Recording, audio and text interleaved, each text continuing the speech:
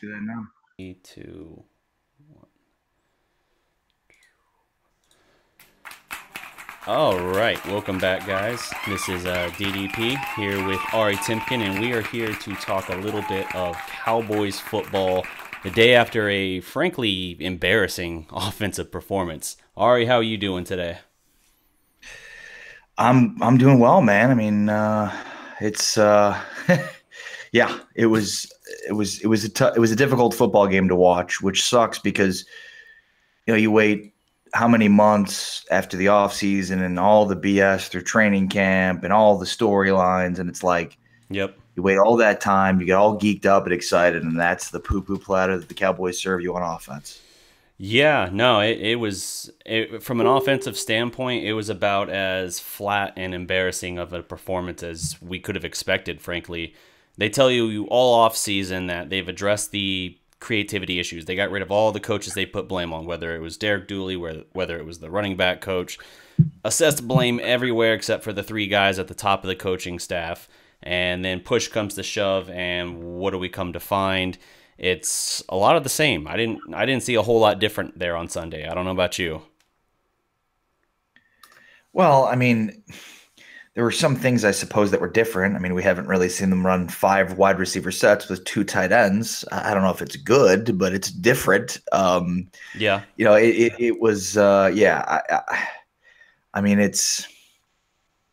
I think the thing that's probably most upsetting is it sort of validates what a lot of people thought about this team this entire offseason. And Mm-hmm. despite, kind of if we believed like maybe they will be a little bit more creative and maybe they will be a little bit more innovative. And, you know, Jason Garrett today, I tweeted out one of his quotes from his press conference, but he basically was asked from Mike Fisher from 105 to the fan about being conservative, and then Fisher basically was like, well, you had a package that included two tight ends and a fullback, and his quote was, I don't believe that two tight ends and a fullback is conservative, Conservative, and it's yeah. like, maybe it's not conservative, but it's stupid. Like, Yeah. I don't, it's bizarre. I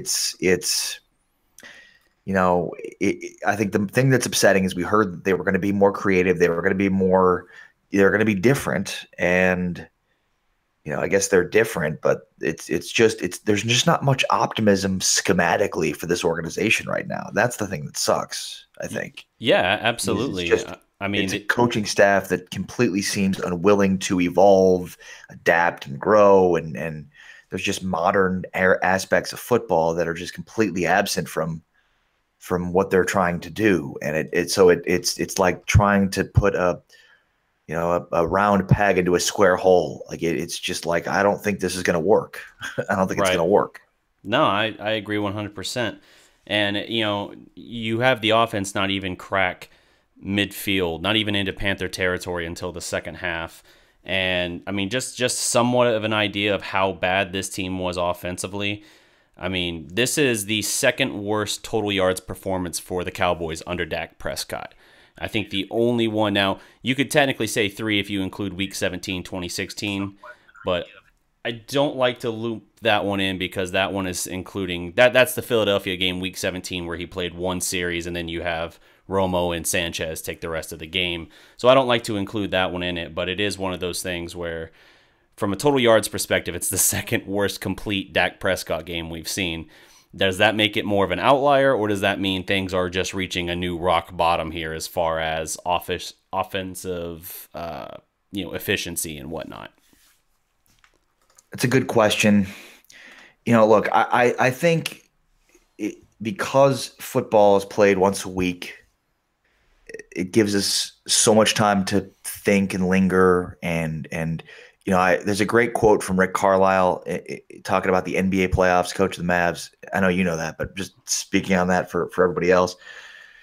He says in the playoffs in the I've heard of NBA, them. when you lose, you'll feel like you'll never win, and when you win, you feel like you'll never lose. I think the NFL is just like that.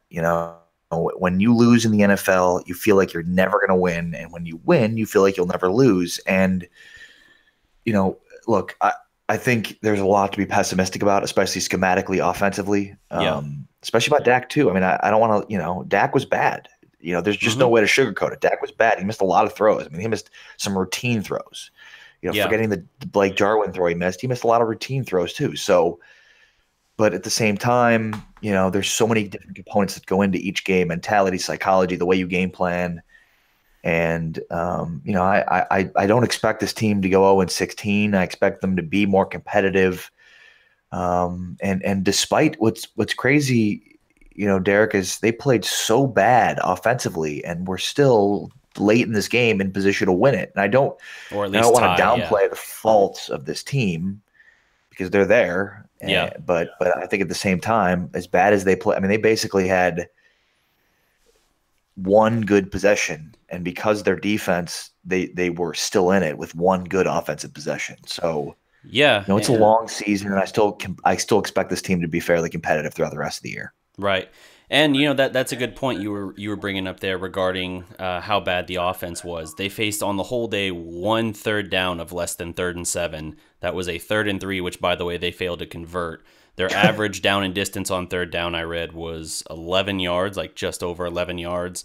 For the first half of football, or just before halftime, I think it was, they were averaging on 1st down 1 yard on 1st down, and it was just run into the wall. And you saw costly penalties from the offense, this offensive line. I think for now, we need to stop saying this is the best offensive line in football, because I know you don't have Travis Frederick out there, and maybe Connor Williams can eventually become something, but Connor Williams was overpowered, and granted, Short is no joke of a player, but he just bullied him. Not just that last Dallas possession where he pushes him back into Dak 2 straight plays, but even throughout the game, he gave up, I think it was 2 sacks, 3 pressures, and like 4 total hits or something like that. I mean, it was he was abusing him throughout the day if he really put down to it. So the offense had no chance in this case, and this puts Dak, as you said, it's starting to create a trend for Dak. I've been one of those people that say, his first 25 games outweigh to me his last 8, because in the last 8, the reasoning we gave was Tyron Smith and Zeke only being on the field with him for a total of 3 snaps. Well, now he had both of them this Sunday, and now we're looking at the last 9 games of Dak Prescott. In 7 of those 9 games, he hasn't even thrown for 200 yards, and in 8 of them, he hasn't thrown for at least 215 yards. So it's bad. I mean, it's starting to string together enough now where you're like, okay, this might not be just a little Right. blip. This might actually be the new norm, at least with this offensive system and play calling.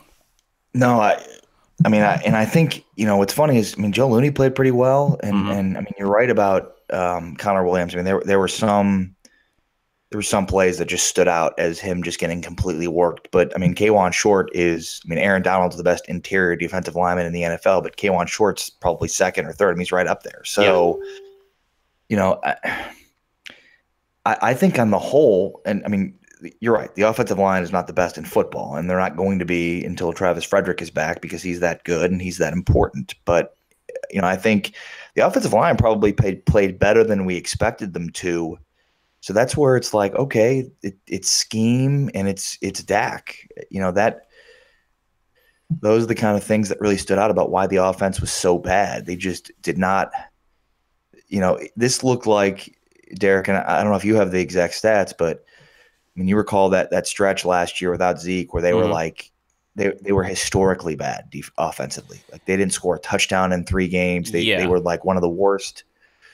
And that's what even though they scored a touchdown, that's what it felt like through most of the game. It just felt like an offense that just couldn't do anything. Right.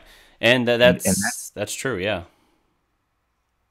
I mean, that's, so much of that is on decision making from the quarterback and then scheme. And, I think the truth of it is we don't really know who to blame, because, Jason Garrett after the game basically said, well, I mean, sometimes the reads aren't there. So he kind of put some of that on Dak and the decision making. So it's one of those things where you just don't know. That's the unfortunate piece, is we can sit here and say, well, Dak didn't make the right read, or the scheme didn't call for it. But I mean, early on, everything they're throwing was east-west. They were not even looking to stretch the field at all. Yeah. They had two. They continually ran Jeff Swaim and Blake Jarwin out there. I mean, Jeff Swaim was on 99% of their offensive plays. Jeff Swaim caught like 20 total passes in 3 years at Texas. And now, like, and had now like he's on three 99% career. of their offensive snaps. Like, Yep.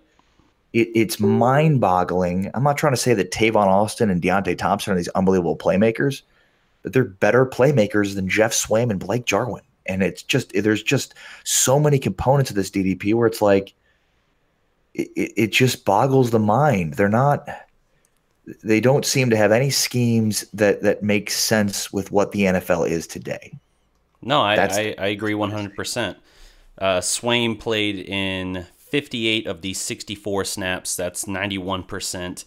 And something interesting to me that also stood out, we talked about how this offense, they kept telling us that they were going to be a little more creative this year. And even if you set aside, like, okay, Zeke only had 15 carries, they never used him really in the passing game unless it was some kind of just little dump down to him, in which case Carolina had that snuffed out time and time again. But even a guy that was supposed to be like a bit more of a gadget player for them, a versatile player for them, and Tavon Austin had 10 snaps in the game, Yeah. 16% of the plays.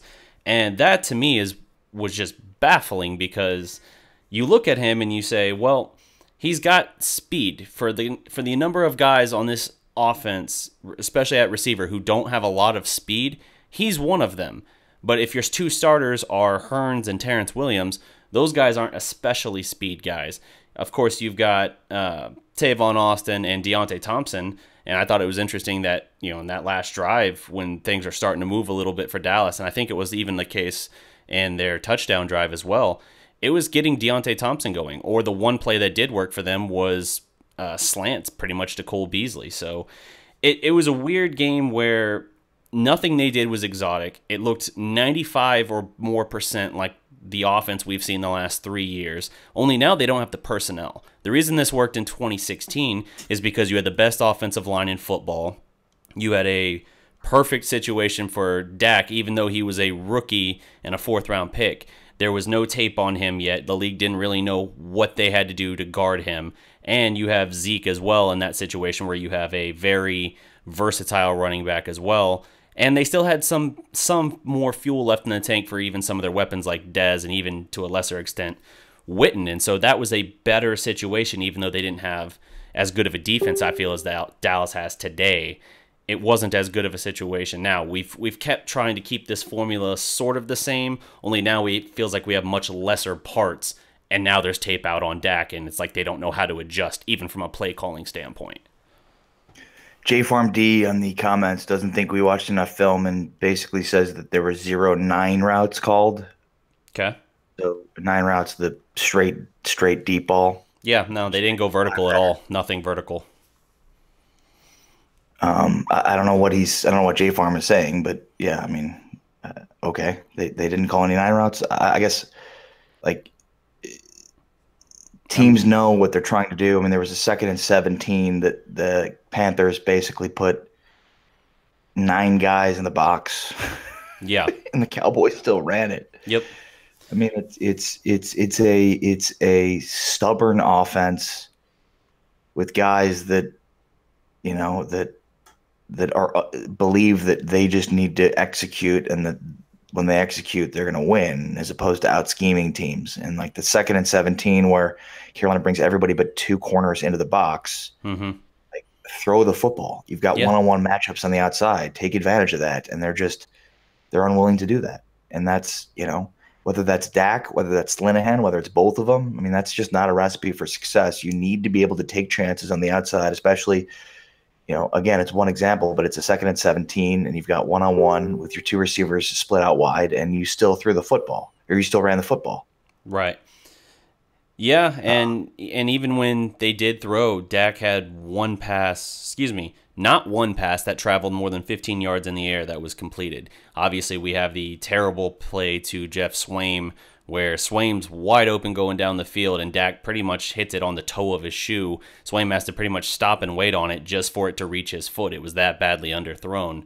And if he leads him on that, I mean, I don't know that it's a touchdown, but it's certainly a very nice game, the best play of the day for the Dallas offense. So I don't know what it is. Dak had 5 or 6 just awful throws, I thought, yesterday watching the game. and they're gonna have to do something. I agree with your assessment earlier that they will get better as the season goes on because they didn't get a lot of preseason reps. They got afraid of injuring their players or seeing someone get hurt after Martin. And granted, that game had several knick-knack injuries for some of these guys, including a couple scares that could have been more significant, like Zach Martin.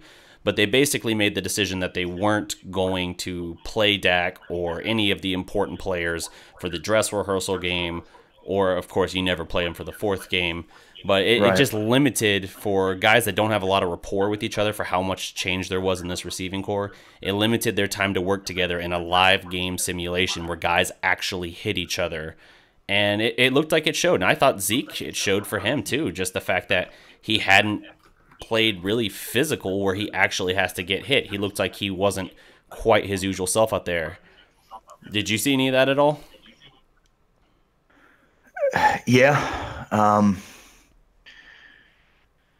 And like part of me just wants to completely say, like just like what a lot of people are saying, which is that this thing is going to go south and down in flames quickly. But again, I think they have so much talent on the offensive side of the football, Yeah. that and especially given what difficult of a matchup it was in the interior of that line. Now, the Giants present a problem too. I mean, they've got a pretty good line, and so it'll be another difficult task for them next week against the Giants, and they have a difficult schedule. But I also think at the same time, like, they are going. I'll say this: if they don't show more offensive firepower in week 2, and all of a sudden now we're looking at week 3 where they can go 0-3 against Seattle. Mm-hmm. I wouldn't put it past the Cowboys to make a change offensive coordinator. I mean, they would have to at that point if it gets to there and it's looked as inept as it has this past game, then yeah, you have to consider it. But it's one thing. Like, of course, you don't want to overreact to what we're seeing, but for how bad things looked yesterday, if this continues as a trend, and like I said, I wanted to set aside most of what I saw in the final 8 games last year. But now with this first performance, now you start to look at it and go, oh, dang, maybe I shouldn't set that aside. Maybe I should give it at least some weight. I think you still have to take a little bit of salt with it just because of what I said with Tyron and Zeke. But it is something interesting to kind of percolate on and just to I feel like you have to keep it in the assessment at this point. Another interesting stat that caught my eye, I read it, I think it was, I can't remember who it was. It might have been John Jock Taylor who's had it. But Zeke's had 3 games in his career of under at least 80 yards rushing. All 3 of them now have come in the first 2 weeks of the season, which kind of is interesting. It means maybe he's a little bit of a slow start, and the last 2 preseasons, he didn't get a lot of action in the preseason. So you wonder if that has some kind of impact. What was that? I didn't catch it. Zeke has 3 games of fewer than 80 rushing yards in his career. All 3 of them have come inside the first 2 weeks of the season. So I was basically saying you wonder how much of that, for at least this case and last season, how much of that might be related to not getting those preseason game reps and everything, where he's starting a little slow, because this preseason they didn't play him at all in the preseason. They basically kept a bow on him the whole time, saran wrap.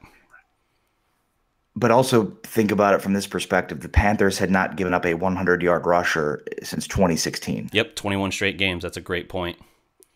You know, look, I do think that there's issues in terms of them not having reps together enough in training. I mean, the reality of it is they played week 1 like we've seen from this Cowboys team throughout the entire preseason. Now, granted, some of that Cowboys offense was run by Cooper Rush and a bunch of guys, but I'm of the belief that you practice like you play like you practice. And so in week 1, it looked a lot like what we had seen through an 0-4 preseason. So, again, players were in and out of the lineup, but that's just what we saw. We saw a defense that was fast and was getting to the football and Yeah. it was opportunistic. And we saw that throughout the entire preseason, and we saw that in week one, and we saw an offense that couldn't score points, couldn't have sustained drives. So it was just more of a continuation from what we've seen the entire preseason. Yeah, absolutely. All right, guys, I'm in this thing right now, and I'm Yo. going to tell everyone right now that this is the Dallas Cowboys. And if we look at 2014, if we look at 2015, 16, 17, it always been like that week one. If you really look at it and dive into it, 2014, it was a horrible game. Dallas Cowboys lost to the 49ers. Of course, we all know that Tony Romo threw 3 interceptions. And everybody was saying that the 49ers going into the Super Bowl. Colin Kaepernick is the best thing since sliced bread. And they went on ahead and didn't do anything that year. But the Cowboys went 12-4. And then you move forward to 2015. That was the remarkable game that Tony Romo was able to wheel the team back to the win against the Giants. You guys remember that game, right? But he still had several interceptions. The team didn't look like they was all on one page. And then we moved forward to 2016, the exact same game that we saw from yesterday. Ezekiel Elliott, everyone was saying that he was a bust. He only ran for 51 yards. Dak Prescott barely moved the ball down the field. Dez Bryant was washed up at that point. So we going back and forth of the same thing with this Cowboys. And it is what it is. I think that, like you said, the reps that we get in practice and preseason is just not there. I think that they played it too safe, and it counts so much to have that continuity and poise out there, and they just so. Yeah, no, I agree. They have had a recent history of starting slow in seasons where they ended up playing well, but I feel like you can't say like, okay, well, it's happened twice before, 14 and 16, and so that means it's likely to happen again. I mean, I think they'll be better than what we saw Sunday, of course, but Well, let's look at it from this aspect. Didn't Ben Roethlisberger, Big Ben, threw 3 interceptions as well as 1 fumble? So Mhm. should right now, still a nations right now say, hey, what about this other backup quarterback at this point? What about Jimmy G, the 49ers quarterback? Didn't he get out there and wet the bed? Is the 49ers right now thinking, should we not pay this $100 million to this quarterback? I mean, teams start off slow. And I think, what's this guy that played for the Texans? Winston. I think that's his name. Deshaun Watson. Okay. Yeah. Watson, Reggie Watson. Randy Watson, right? So this is the thing. It looks like he didn't play all preseason. So right now, Texans should be saying to themselves, did we make the wrong move? Should we got Pat Mahomes or whatever the guy named Mahomes for the Chiefs? So everybody right now, the starting off from week one, they're gonna look like this. And I know I hate to say this. Is Dak Prescott the best passer of the ball? No. Now, is Jason Garrett, can he will this team and get everybody ready week one? No. That's why I always have the same reservation for is when this team goes to the playoff. When they have that bye week, it always cringes me because I know for sure Jason Garrett is just not that guy to have people ready, right, locked, loaded, and ready for those games. It just what it is, guys. I feel like based So on Law, okay. what makes you optimistic about this offense moving forward? Still, the pass of what Ezekiel Elliott can do. I know for sure that not every team is going to hold Ezekiel Elliott to 60 yards. I just don't believe that. I think that not every team is, and especially the stupidity of the coaching staff and the foolishness of them not giving Ezekiel Elliott the ball. I think that next week they're going to, coming around the corner when they play against the Giants, they're going to be determined to give Ezekiel Elliott more than 15 carries. So just off that alone, I think that that right there can have this team to score more and be more possessive and clock minded of the ball. So I think that is why I'm optimistic about his team. See, here's the thing. I mean, I agree with you. They need more carries for Zeke, but right, teams are going to stack the box. Mm-hmm. That's what I want them to do because I think that this team is Carolina more. did. And they couldn't. I mean, Carolina did, and the Cowboys did not challenge one-on-one situations. So. Look, I agree with you. The offense is not going to be as bad as it was in week one. and there's Not 100 reasons. everybody got a Keywan Shorts and the Dontario Poe that's right there in the middle that's going to collapse that pocket. And on top of that, we understand that number 52, he's a learning in progress. Right now, to me personally, he needs some more bricks in his pocket. They need to probably rotate and move him out to the edge, maybe at right tackle will work out for him. But, Dallas Cowboys not going to fall on the sword, and nor La'el Collins is willing to move inside. So that's going to be a problem right there down the line. But every week, this guy, number 52, he's learning, he's gaining knowledge and understanding of the game. So I think that he can step it up maybe around week 3, week 4. Yeah, he'll have some kind of increase. I mean, Damon Harrison next week. Mm-hmm. So not everybody has a K'Wan Short, but I mean the Giants certainly next week they've got Olivier Vernon, not Jason Pierre-Paul, but Damon Harrison, Olivier Vernon, Hankins. I mean they're pretty. They don't have a 6'5", 245-pound quarterback. I think that Eli Manning still likes to hold on to the ball. Sure. And those sacks. So it's always a trade-off. Now, granted, the Giants have a better defensive backs out there, and also they have better front seven. Well, I don't know. It's very comparable. Right. And my point wasn't that they're better, but it's going to be tough. It's going to be tough.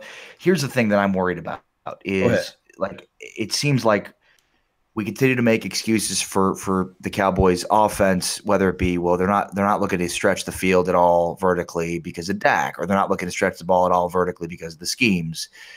And at this point, I don't know who to blame from those things. But I mean, when you get one-on-one matchups on the outside and they bring 9 guys in, they've got to hit those. And against Carolina, they didn't even try. They didn't even audible out of a run. They continued to try to run the football. And you've just got to take your shots there. They're just, there's nothing that we've seen from Jason Garrett or Scott Linehan that indicates that they're willing to be anything other than conservative. And that's the thing, is it's you can win a handful of games probably with teams that want to put 9 in the box, and you can still run it because Zeke is that good. But they're not going to they're not a playoff team. They're not a good offense if they cannot challenge teams in the outside on one-on-one matchups. And they didn't challenge. And Carolina's got the corners to challenge one-on-one, and they didn't do it. Yeah, it's mind-boggling. They didn't do it. I agree with that aspect of it. They definitely didn't try to take the ball down the field, and that's shame on the Cowboys. And more so, shame on Dak Prescott too as well. He have to figure out a way to step up through the pocket, trust what he sees with his eyes, and explode the ball out of his hands and get it out to the edges. But it is what it is at this point. Right. Yeah, I think the difference in the case of Dak compared to some of the other quarterbacks you mentioned earlier, in the case of Roethlisberger, even setting aside his history in 2 Super Bowls there, you're still an offense that has Antonio Brown, and you're still someone who, at some point, presumably, I imagine, I mean, who knows now with it? I was going to say, at some point, you got to think the Le'Veon thing will work out, but who knows? They could end up trading him or something like that. So there's still a offense with weapons to spare in that case. And then if you look at, I think you mentioned Jimmy Garoppolo, he's 5-1 as their starter, and even if he got off to a rough start yesterday, I mean, his overall body of work for them is not only so small, but it's still overwhelmingly positive for them as the starter. And similar with Watson, I mean, he set the league on fire until he tore up his knee last year. So I'm not worried about that. I think there's a much greater sample size here that's putting up red flags now for Dak. Like I said, his last 9 starts, he's had 7 of them where he failed to break 200 yards passing. Another one, so 8 out of the 9 where he failed to pass for more than 215 yards. So his trend has been going down since the bye week basically last year, and he's going to have to assess that. And I think part of it, I don't think it's all on Dak. I don't. I think part of it is the play calling of what Dallas is doing. It's very predictable, and it's kind of trying to make him something he's not. I don't know if the play calling works best for his style of play, and it's like the rest of the league has kind of figured out how to guard him, and Dallas is still using him in mostly the same way, it feels like. So they're going to have to do something different, and that's got to be a coaching change with Scott Linehan. I honestly don't know why they kept him around this offseason. I mean, it's I already know what you're talking about, but scheme is everything. And just like you said, It may be the coaching aspects of it, but look at this right here. The Eagles, Mm-hmm. Nick Foles, 50 quarterback rating, 55 completion. All right, Dak Prescott, 81 quarterback rating, 65 completion. So is it the fact that they both teams look horrible? Of course, game one, but is it the fact that the scheme helped out Nick Foles? You see, Hmm. they didn't get their offense rolling until they was able to do a trick play, whereas the guy was able to do a loop around and pass the ball Philly to him. special. Yeah. And yeah, Philly special. So I mean, I'm not trying to compare Nick Foles to Dak Prescott because I do know that people will try to put that out there in the atmosphere. But what I'm saying is that collectively, sometimes the scheme can help out your young quarterback. And right now, I don't think that Scott Linehan has those bag of tricks inside his weaponry.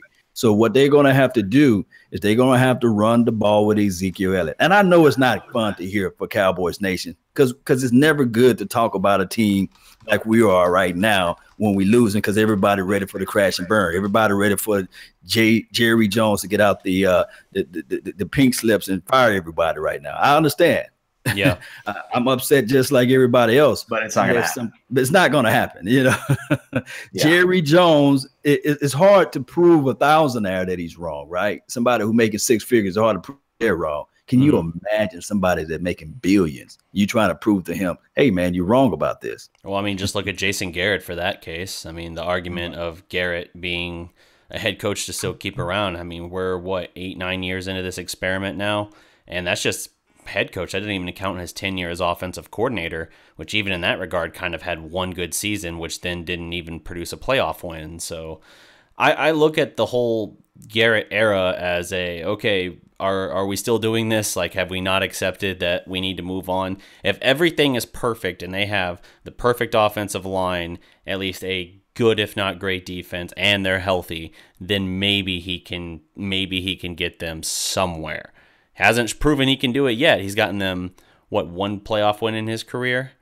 So it's just not a good match at this point. The experiment has gone on long enough that I feel like they need to just look elsewhere because it's not all him, but the problem starts at the top, and obviously Jerry's not going to make himself step aside.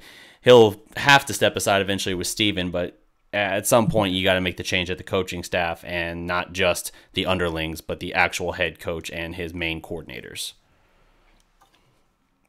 You're right. All right, what do you think? What you think about this question right here? Do you think that Ezekiel Elliott should get at least 25 carries a game? That's what he have to hit.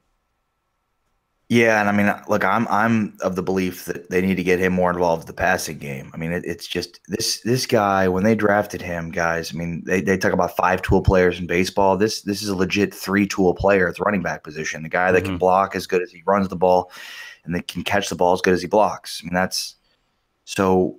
I get him 25 to 30 touches a game, whether it be running the football and in the passing game. It's mind-boggling. They can't seem to figure out a way to scheme him into more touches, especially in the passing game. Like, this is one of those things, statistically speaking, guys, it's relevant to note that passing to your running back is one of the most productive plays in the NFL, especially Christian on early McCaffrey. Yeah. but not 3rd and 21. Right, well, exactly right. On a 1st and 10, 1st and 10, the most productive play on a in the NFL is throwing to your running back. And I mean, the Cowboys just don't do it. And they've got a running back that's get him the ball. Get him the ball as much as possible. There's just no, you talk about not having a number one receiver. Well, you got a number one offensive piece in Zeke Elliott, and to only give him 15 carries and Law, to your point, get him in space at 3rd and 21. It's mind-boggling how they can't figure out ways to get him the ball. So 25, 30, whether it be 20 to 25 carries and 10 touches catching the ball. I mean, look at the Saints. Look at how deadly Kamara is catching the ball out of the backfield. I mean, look at the Panthers with McCaffrey. I mean, The Cowboys have a guy that's that good as far as being a pass catcher, and they don't utilize him in that way. It's just this is an old scheme with an old coaching staff that does everything by the book, that has no innovation and no creativity, and they're not using any of the modern techniques of the National Football League to their advantage. Yeah. Hey, this is the thing. Noah Turner forgot more football than Scott Linehan probably knows. So I don't blame if the Cowboys figure out a way to go get Shane Gailey to be the offensive coordinator. Somebody, anybody out there outside. Now, the only calling card that Scott Linehan can bring on, because he had Megatron and he couldn't give Megatron the ball. He had Dez. We saw what kind of career Dez had when Scott Linehan was here. The only calling call for him was what, Randy Moss back in what, the early 2000s? 98 to early 2000, something like that. Yeah, I can't remember when exactly. Yeah, It's crazy. but Right. So he's stealing money. Somebody need to go find a way to do something to Scott Linehan about him on his coaching staff. in the Something, case of Norv Turner, man, he was sent away from Minnesota, and as soon as he went away, Stephon Diggs and Thielen both kind of broke out a little bit. So, I mean, that was believed to be something kind of against him in that regard, and yet he looked fine in his play calling and everything yesterday. So it's hard to say. Now, granted, most of that game was just Cam and McCaffrey being, better off options than anything Dallas was able to really contain or slow down. And I understand obviously no team will have a 6'5", 250 quarterback out there other than the Carolina Panthers, but it's still something that Dallas has to be able to prepare for. And kind of pivoting to the defense a little bit, there were times, especially in that first half, and I don't recall it a whole lot in the second half, but in that first half, they looked like they weren't prepared at all for him to, kind of RPO roll out the other way. Damian Wilson in particular bit horribly on that. I think it was a 29-yard run that Newton had, and it was something where them running on second down was just throwing Dallas for a loop, and it's like, this is what he does. Why are you so shaken by this? Why are you so caught off guard by it? And that's what allowed them to jump out to the 10-0 lead. Dallas outgained them in the second half. The Dallas defense tightened down in the second half for the most part, and it just kind of came down to that slow start, which is another thing that we kind of see from Garrett in, I was going to say more so late games, like late year games, like playoff games or December, but hey, it showed up in the opener too.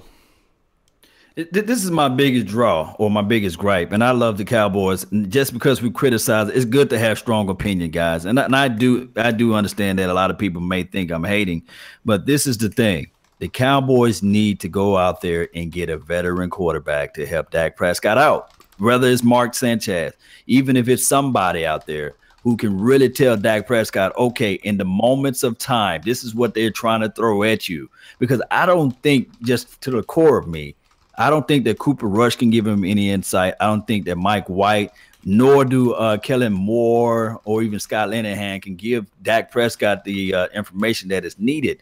I think that, if we can just help Dak Prescott in those factors, because he's the quarterback. Yeah. There's nothing that we can do at this point but try to see what we can do to improve. Maybe Dallas Cowboys need to go out and find a good old veteran quarterback that can be in his hip and just tell him, like, hey, this is what needs to be done. Because right now, Tampa Bay Buccaneers, Ryan Fitzpatrick is doing wonders out there of leading that team. And I understand that Jameis Winston is the quarterback out there, but we can only imagine if this guy Ryan Fitzpatrick have another game like he had the other day, what the echoes of the quarterback world is going to be out there. Yeah, for Tampa Bay, especially since they're doubtful about if they even want to stick with the Jameis era and everything. But well, I mean, we have to see it. It's a long season, and for Dallas, as long as they don't bring in someone like a Brad Johnson type, I don't want to see that experiment. If we get to the point in the season where we're not looking at Dak, I think you're stuck with Dak regardless for the season, because Cooper Rush isn't that guy, and Mike White, he could have eventually the potential to be that guy, but he needs some serious seasoning before he gets there. So let me hit a couple shout outs here on the chat. By the way, I think that's a great point by Law. I mean, Kellen Moore doesn't have an NFL win. Right. Correct. And this goes kind of back to the Linehan thing. I mean, Kellen Moore is Linehan's guy. Kellen Moore was drafted by Detroit, or went undrafted and was picked up by Detroit initially when Linehan was there. Obviously, when Linehan came here, he brought Kellen Moore. I mean, so not only did they not fire Linehan. They gave him more power. They Yep. gave him his own quarterback coach, and Kellen Moore. So, it's I agree. I don't know who that veteran is, but it's clear if Dak isn't getting better, that there's just not the right voices around him. And we know how good Sanchez was for Dak his rookie year. And I'm not suggesting to bring back the Sanchez, but I mean, I think you're right. They have no veterans in backup, and they have a guy that hasn't. I mean, how can a guy that hasn't won an NFL game as a quarterback in Kellen Moore try and talk to Dak Prescott about winning games? It's crazy to me. Yeah. I always exactly. like to give weird analogies. It's kind of sort of like this. I never drove a stick shift before, but I'm gonna show you how to drive it, okay, Ari? You know what I mean? it just would not work that way, and I don't understand for the life of me.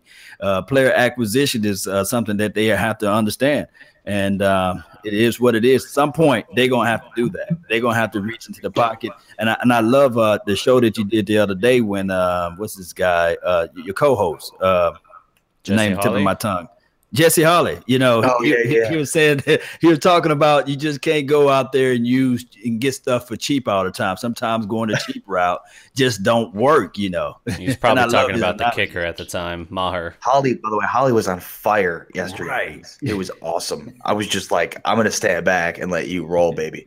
Yeah. Hey guys, I gotta roll, but okay. Law, salute, brother. DDP, you guys keep holding it down. You're killing it. All right. Thanks, Ari, for coming on.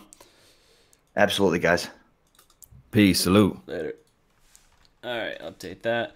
Let me hit some of the shout-outs here to some of the people we got in the chat. We got Jesse Ortiz, Stevie Mac 23, Brett Bender, Rob X Garcia. Here on Phantoms chat, we got Diego Maestros, Chris Bennett, and Eric Cushaney. Sean Moore, what's up, guys? Thanks for tuning in.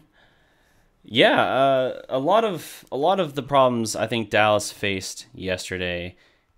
Yes, Dak had a bad game, and yes, now they're starting to string together enough where you can start to say, okay, this is starting to raise a red flag, because now we don't have, if we had excuses built in last year, which, how many times have we said excuses are tied to the Cowboys in general, whether it's the coaching staff or the players or anything like that.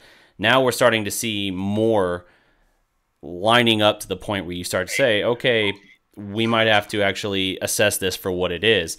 Dak is regressing, it looks like right now, because his mechanics still aren't sound. And in year 3, for him to still have happy feet, still feel the pressure and not get his erratic mechanics under control and drive off his back foot, it's concerning. I mean, a lot of these throws he's missing 5 or 6 just awful throws a game, including the much talked about Jarwin pass. Those are situations where he gets happy feet because he's either feeling pressure or he's getting anxious. I don't know what you make of it, but it's starting to raise a serious red flag in year 3, I feel like, because at this point we're talking about going into his 3rd full season as the starter. You know what I mean?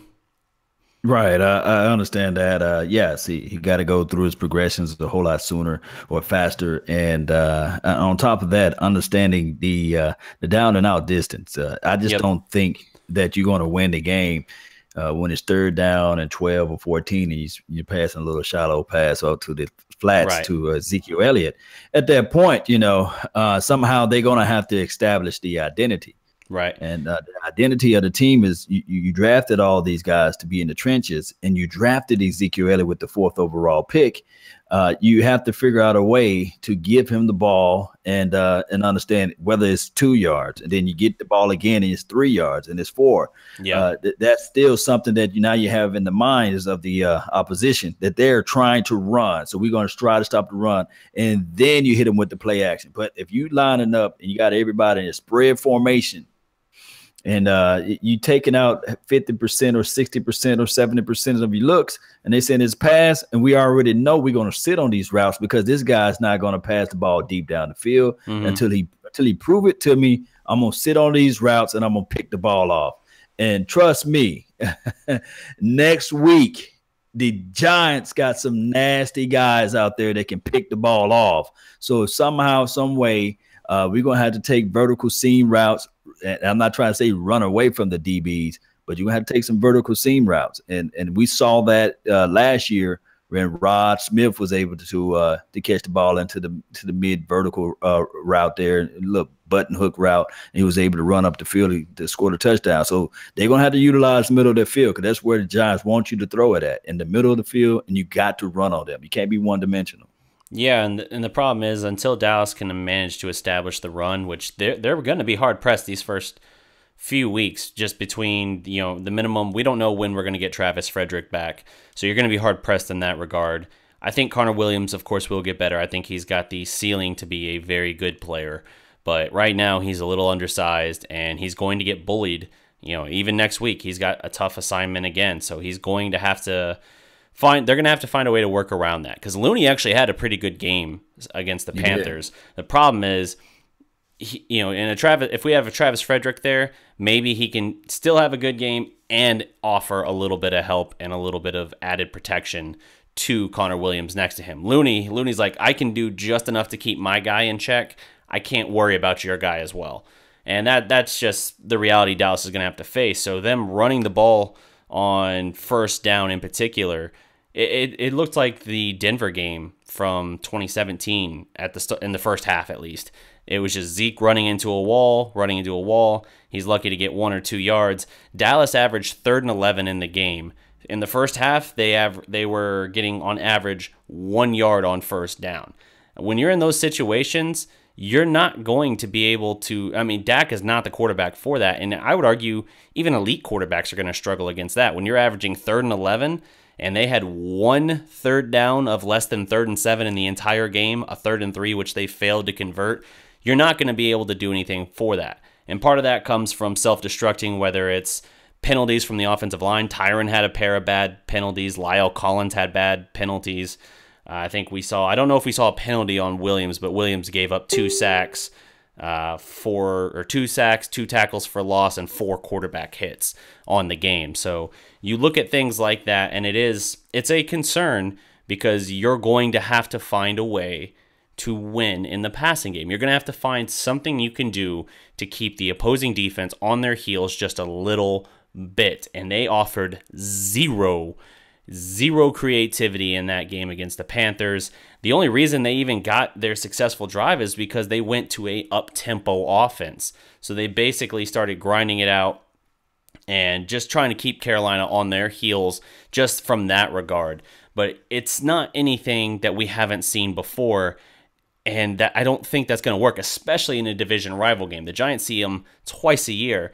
If you roll out the same, obviously it's not the same game plan week to week, but if you roll out a similar game plan, I just don't see this offense being able to produce unless this was just a total aberration and it's going to be like someone flipped on a light switch and the whole team looks completely different. Because based on what we saw yesterday, I don't feel strong about this offense for the first few weeks at least, while they get their chemistry and rapport down with one another. Well, I have to go back, and I know people don't like this, but let's look back at 2014 again. I know Romo's coming off a back injury, but it was one of those things too. The team looked lethargic. They didn't look like they can move the ball. It looked like Tony Romo was targeting the 49ers to passing them the ball. And then on top of that, the very next game, they played the St. Louis Rams at that time, and it took them behind all the way. Yeah, they fell behind. It was 21-3 or 21-0. Yep. And the team didn't click until like that second half, and when Tony Romo was able to wield the magic over. Yeah, and one can argue the same thing about 2016 Dallas Cowboys. It was the same slow, lethargic look out there. Everybody didn't look like they was prepared. And I do understand the aspect that nobody knew who Dak Prescott was in 2016. They didn't know how to really play him. But his college tape was out there, and everything that these scouts were talking about, that was out there. So it took them until like the second half against the Redskins to really get everything going, because that was the same game that Ezekiel Elliott, even coming off of that game, he fumbled the ball, and so a lot of people was like, hey, we was looking better, because I seen it, and I got some screen capture stuff for the Cowboys fans said, hey, look at Ezekiel Elliott. he can't hold on to the ball. Let's start Alfred Morris. There was collective fans out there Yeah. saying, let's start Alfred Morris over Ezekiel Elliott. Yeah, I said it. Yeah, the fans still out there. And a lot of people were jumping ship at that point. So it is what it is. It's always a slow start. And I'm not saying that the Cowboys are going to go 13-3 or 12-4. But what I'm saying is that this team didn't practice at all during the offseason, preseason, as far as a real game. And then on top of that, if you look at it, there's a stat that was out there, or there was an announcer that said that Dak Prescott never played with these group of receivers until that Sunday. So it was crazy for him. The first time ever play with those group of receivers collectively. It's just crazy for this coaching staff not to get everybody prepared and ready. Right. Because they didn't really have a dress rehearsal, True. And I would say the 2014 schedule wasn't a tough one. It was, comparatively speaking, a much easier schedule than what they have this year, of course. 2016 was another easy one because they were coming off a 4-12 year. And I do think that has to weigh in to some degree. Now, you still have, in both those cases, you're still opening up early in the season with divisional games, and those are going to be tough and a grind in their own respect. But I would argue Dallas has a much tougher schedule they're facing this year than they did in 14 or 16 for those examples. But it's just one of those, it's something they're going to have to sort out, because this looked like at least offensively, a train wreck. Defensively, they looked much better. I see signs there. Yeah, Jalen and Sean Lee both had 4 tackles each, and neither of those popped. Sean Lee in particular, he missed 4 tackles. I mean, he looked probably about the worst game I've seen Sean Lee that I can remember him playing, and I think that's just him not getting those reps. That Denver game. That was, yes, that's true. That was a really bad one too. Yeah. The good thing about this is that Denver game, after that Denver game, Sean Lee had the light switch to kick on. So I'm thinking that maybe, just maybe, it could be one of those things where Sean Lee himself, he didn't play as much as preseason. So I mean, it's just one of those things where I'm not trying to be a Cowboys apologist, but it's still just too soon for me to just say, okay, I'm going to jump off the ship. No, I'm not saying that at all. I'm not saying jump off the ship.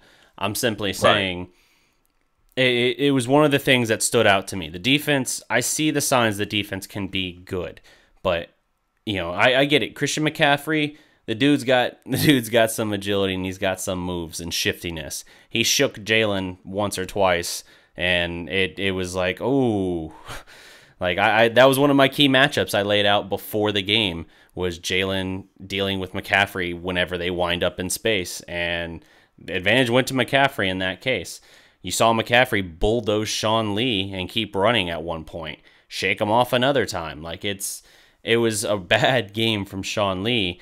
And in spite of that, the defense held them to 16 points. I mean, realistically, had Carolina not just imploded for an extra point, it would have been 17 points.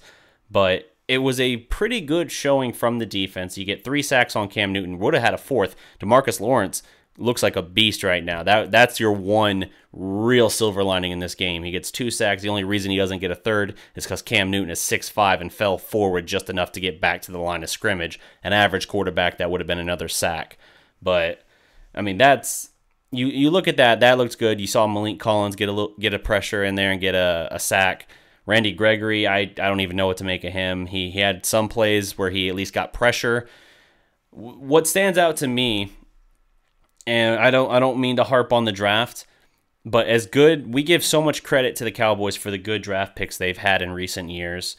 One that glaringly stands out to me, and you're a film guy, so maybe you can give me some kind of correction. I've heard the claim of why this wouldn't have worked in the other way. But even in a game like Carolina, where I thought Taco, I was like, okay, he's getting pressure. He's around the ball. He's making some kind of impact. You meanwhile look over at the Pittsburgh game, and TJ Watt's got 11 tackles, 4 sacks, and a blocked field goal that saves the game from being a loss. So it's one of those things where you're just like, yeah, hurts to miss that one. And, we'll see with Jalen if he can be Notre Dame Jalen Smith. And this was maybe just another kind of an illusion, so to speak, and he'll be better than what we saw yesterday. But That's another thing. You could have had Miles Jack. You look at situations like that, and you're like, we've had a lot of really good picks. We might need to acknowledge we've also had a couple that didn't quite pan out. I mean, Randy Gregory might end up being the biggest bust in the Jason Garrett era. Yeah, I'm putting that over even Claiborne, because Claiborne at least played a bunch of games for you, even if he never saw anywhere near the ceiling you thought. Because I'm looking at J.J. Watt, I'm looking at Luke Kuechly that we could have had instead of Mo Claiborne, and then we actually traded up to get Mo. Yeah. So I don't know, it's one of those things. But shout out to Mo Claiborne wherever he's at. I hope he's healthy. So yeah, who knows in that case, but. Yeah, I'm frustrated looking at it because I get it. The scheme is different. We don't have the same defense that the Steelers do from a schematic standpoint. And for that reason alone, you hear that the Cowboys didn't feel great about him as the pick, and that's why they went with Taco. I think Taco will be a serviceable member of this defense, but I think you look at him and it's like, that's a dude that can be very special, and that's what you need. That's a guy you could have had there. So yeah, on the high end, you can say Greg Ellis. On the low end, you can say what's that guy named Ickabar, whatever that guy's name. Yeah, somebody can help me out in the chat box. But Taco, he's going to fit well on his team when the defense start getting a little bit down the line. I think week 5 or week 6, we should still see the defense being who they are. This defense going to have to be the identity of the team. I think that the defense must figure out a way to help this team out, just like the Ravens did back in the day, just like the Tampa Bay Buccaneers did back in 2001, 2, or whatever, one of those years. Yeah. So this team going to have to lean on the defense. Now, what we want Dak Prescott to do, and I told everybody during the offseason, we just want him to drive the bus. But it seems like he was trying to do more than drive the bus the first game. And that's why we looked the way we looked. I think that the team just still gonna have to give Ezekiel Elliott 25 plus yards, and winning heals everything. Because right now we're not talking about Nick Foles, right? I just mentioned Nick Foles stats earlier when Ari was on. 50 completions and something like that, 50 quarterback rating. What was it? His QBR was like 60 something. Yeah. So I'm not saying, but when you win, it covers all that stuff, right? And it makes it, and it appears that everything is okay, but the offense could be lethargic. But then on top of that, their defense is just lights out. The difference between them, they actually picked got the interceptions. Yeah, they made get upfield and stuff like that. Yeah, they made plays in that regard. That's one of the things in this game that we were talking about it during the game even. That was one of the missed opportunities. I feel like the Dallas defense had a generally solid game. Certainly a much better second half than the first half. They outgained them, I think, in the second half. Carolina, it was almost like the offense mostly shut down, and the only problem was the Dallas offense couldn't do anything to dig themselves out of the hole. And a lot of that comes from the defense, but the defense also had opportunities. They forced the one fumble in at the 5-yard line, and they had the opportunity a couple times, whether it would have been a pick or, you have the one where Heath misses what would have been a tips pass pick inside their own 5-yard line at that point. 2 plays later, Cam Newton runs it in. And you have the situation where, who was it? It was Cheeto. Cheeto forces a fumble, and then Wright gets to, the guy he ripped it from, Wright gets to drop right back on top of the ball and cover it up. So you had opportunities, and sometimes that's just the way the ball bounces. I get it. But you look at that, both of those drives ended up in touchdowns for Carolina, and there was an opportunity on each drive to stop it. So it just is, it is what it is for them. I don't think you were on yet when I brought up this point earlier. What is your thoughts to Jeff Swaim playing 91% of the snaps for the Cowboys for tight end, and meanwhile Tavon Austin, granted obviously not the same position, seeing 10 snaps? Let me see these words I can pull up. Despicable, putrid. This is the thing. This team went back to not even 1990. The team just went back to last year as far as the play calling. Yep. And I think that's what Jason Garrett was comfortable with, or Scott Linehan Wade in the press box. That's what he was comfortable with. They're gonna have to figure out a way, even though Rico Suave, I'm not gonna call him Zeus. He showed the most promise out of all of the tight ends during the Yeah. preseason game. So I mean, I mean, we it's were still saying hard to that. coach. Yeah, Yeah. it's still hard. It's hard to coach 6'8". You know, the Yeah. guy can find ways. I think that Six pass eight, that 280. bounced off of or 6'7" or 6'6", however tall he is. The ball that bounced off. He's taller than Dante Thompson. Yeah. Ball that bounced off his hand. Of course, the ball was Yep. passed a little too high. But I think that a tall tight end would come down with the ball in those situations. I think that this team is just going through the growing pains. But one thing we fail to realize and fail to point out is that you have one of the youngest teams in the NFL. True. And you have one of the old school, non-changing coach in the NFL who we already know that I guaranteed. I didn't even watch the press conference, but I already know that he did. How you doing, guys? I know he did that. And why did nobody? I'm blaming the media now. Yeah. I don't know why nobody said, well, we're not doing good. You know, Garrett, you tell me how we doing. You know, I know they kind of a standard that they got to keep to be professional with these coaches out there. But we know that Jason Garrett is going to say, how you doing, guys? You know, he's going to say that, and he's not going to change. So with him not changing and with him not being able to change just that stance or that statement, I know he's not willing to change this offense. I think that it was pointed out earlier today that he was saying that it's they're trying something new with 2 tight ends and 2 running backs. Well, I think that's a 22 personnel. I think that he said, yeah, that's something unique. And I'm sitting there like, no, not really. A fullback and a running back and 2 tight end. High schools run that route, you know, so. Or run that particular personnel. So it's something going to have to work out. Yeah, absolutely. I look at it this way. I think Dak is a little bit of a conservative by nature quarterback. He likes to kind of play it a little bit safe. He plays within himself.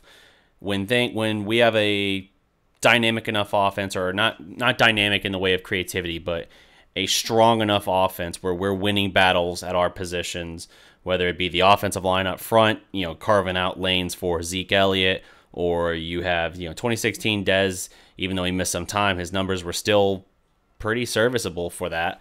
He could still win in his matchups. You had this situation where he could play within himself and still take what was there. And now that they've regressed in terms of the ability to dominate in those ways, both the offensive line, so Zeke's not getting the same holes to run through he had. They don't have Dez there now. The receiving core looks nothing like it did.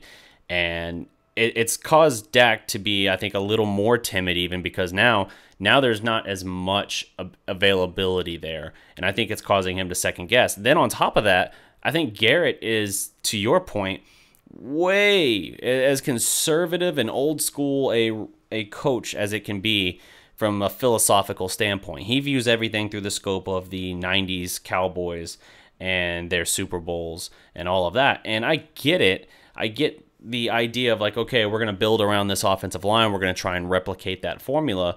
But the problem is when you can play smash mouth football and your offensive line can knock those dudes 5 yards off the line and your running backs going 4 or 5 yards every play, if not breaking it for a big gain, it is a thing of beauty to watch. But when you can't win those battles up front, it's almost unwatchable. Just watching Zeke hand off smashed into the middle, nowhere to go. The only times we popped during the game last night, the 2 or 3 times he got like a 7-yard gain because we're like, oh, there's some room now. I think he had a 12-yard run as his best run yesterday. And because our expectations had been lowered that far that we were excited about a 12-yard gain, whereas 2016 would have been like, oh, cool, first down. Like, we wouldn't have thought anything of it. That would have been such a routine play. And I just think it's not a good combo. The reason I think Romo was able to still work well with Garrett, and at least regarding 2014 in particular, I think Romo had, even though he was reeled in a little bit in terms of his gunslinger, Romo had enough of it still to him and enough ability and just general football IQ that he could make something happen. He could throw guys open, and he could just turn something into, take Garrett's bland layout and still make something happen. And I do think it stressed out Garrett Because if you looked at the first episode of All or Nothing, Garrett spends 10 minutes in the first episode just gushing over Dak and his ability to protect the football and not turn the football over. Like, oh, you'll just throw it away if something's not there. You don't force the issue. And it almost kind of felt like, are you suggesting something under your breath about Romo here? Like, is there some writing between these lines that, you're trying to kind of sneak by us a little bit? I don't know. I think that there was something to that where he looks at it and he's like, hey, this is the kind of guy I want, but it's not going to work in that situation when you have a somewhat conservative by nature quarterback forced into an ultra conservative system, because then you're just making Dak worse, and the things he can do you feel like aren't, they're too risky for what he wants to do. They're too flashy, I guess. And so it's like reeling him in and just completely neutering the kid, and now you see what the result is. Yeah, but we can look back at those things, and we can also look at other things too as well. Now, I have yet to see the game because we talking live right now, but right now, Matthew Stafford, one can argue that he's light years ahead of Dak Prescott, and he's everything that we want to see out of Dak Prescott. But here's his stat: 27 of 46, 286 yards, 1 touchdown, 4 INTs. Now, if that's the type of quarterback that we want on the Cowboys team, then hey, go for it. And sometimes you can take the risk, you can take those measures and risk it all. Yeah. And then you can have those type of performance out there. And those type of games is hard to erase from your mental. And on top of that, you don't have anything to show for it down the line. And I'm not saying that Dak Prescott is better than Matthew Stafford, but it is what it is. And then they also had Matt Castle too as well, to pass for 6 and also pass an interception. But this is the thing. Cowboys Nation, we can dream and hope and wish for a quarterback that can launch the ball and throw the ball down the field, because Matthew Stafford is one of the best in the business. But that don't win you games. What wins you games is also collectively scheming quarterbacks to pass and also scheming to run. We just saw, and I just read out the stat, what Nick Foles did earlier, and they were still able to ultimately win. And it's just one of those things. This staff going to have to figure out a way to scheme and coach these quarterbacks to play to win. And then on top of that, if they go back to the main thing to help them win the game, they drafted all these offensive line, and they drafted Ezekiel Elliott 4th overall. I'm going back to that same point. You're going to have to figure out a way to give the ball to Ezekiel Elliott. There's nobody in the chat box right now. All right, for those who really want a quarterback that can launch the ball and throw the ball down the field, I think right now the Dallas Cowboys, Jerry Jones, can call Denver, well, not Denver, but the Detroit Lions, and say, okay, we give you a 2nd and a 3rd, and we also trade you Dak Prescott for Matthew Stafford. Who will make that deal right now? Stafford's got a big contract, but a lot of years. A 2nd and a 3rd plus Dak for Stafford. It's a high price, but at the same time, I've seen how we draft in the 2nd round. We take these guys that have high ceilings, but they're projects, whether from a health standpoint or, in the case of Gregory, off the field issues. I don't. It's hard to say, but I would be interested. Throw the ball down the field. You know what I mean? I mean, that would be a no-brainer in some sense, right? I mean, if you don't care that much, if collectively people don't care that much for Dak Prescott. I think part of Stafford's problem is he's been stuck in Detroit his whole career. I mean, that's a step up. That's a step up from the Cleveland Browns in that regard. So, yeah. But I mean, but the Jets are the Jets. They beat them for this. Sam Darnold. Sam Darnold, youngest quarterback to ever start a game, I think I read. But yeah. They've got adjustments to make for sure. The defense, there's some promising stuff there, but the question is, will they be good enough to lead and carry a lesser Dallas offense? The script has flipped officially.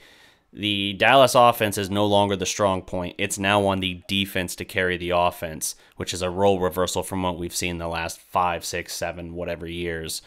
So we'll have to see. Bend, don't break is no longer good enough to get it done. You could argue that even though they showed something in the second half yesterday, the defense, a lot of that still felt a little bend, don't break to me. Giving up 17 points, gave up a couple long drives, and in the case of 2 or 3 of those drives, they were able to at least stuff it out or create some kind of turnover. So we'll see. But Law, tell them where they Yes, can indeed. find you. Yeah, you guys can find me at Law Nations. Just type in or Google Law Nation. You'll see with my face, my logo, and I'm also live on a podcast. It's LAW Nation. You can go there too as well. And I'm also on Facebook, Laws with an S Nation. And you guys know where to find me at there. I also try to do film sessions, film breakdowns. We talk the real. I don't give you guys no sugar coated stuff out here. It's just like for those who out there who right now saying, okay, Matt Stafford, Yeah. would you trade right now Ryan Fitzpatrick for Matt Stafford because he had a one hell of a first game. So it's just one of those things. It's still too soon for the season to go. So we have to really wait and see what this thing can all unfold. But that's all the time I have for this wonderful show. I really thank you, DDP, for having me on. And remember, you guys are listening to nothing but the bass. Salute. All right. So you guys hit my info here real quick in. You guys can find the Dallas Prospect on Facebook or on Twitter at Dallas Prospect. Be sure to check out the website, thedallasprospect.com, your home for Dallas sports and all things pop culture. Look for a lot more writing. I'm going to start doing a lot more writing on the website moving forward. I've been doing one about every 7 to 10 days, but I want to try and go a little more in depth and do a little bit more where I deep dive into some of these stats and everything for the Cowboys season this year. So we'll see. Keep an eye out for that, and yeah, keep an eye out for other possible live remotes we have in the future. We will keep you posted on those, but that's all our time for tonight's show, guys. Thank you to everyone who watched, whether it was on the Dallas Prospect YouTube or Facebook. Silver and Blue. No, we weren't on Silver and Blue. We were on Big Game James, Phantom, Origin, Texas. We have a whole litany of pages that we were on tonight. So thank you to everyone. Thank you to Law and Ari for coming on as well. But until next time, guys, remember, every legend was once a prospect.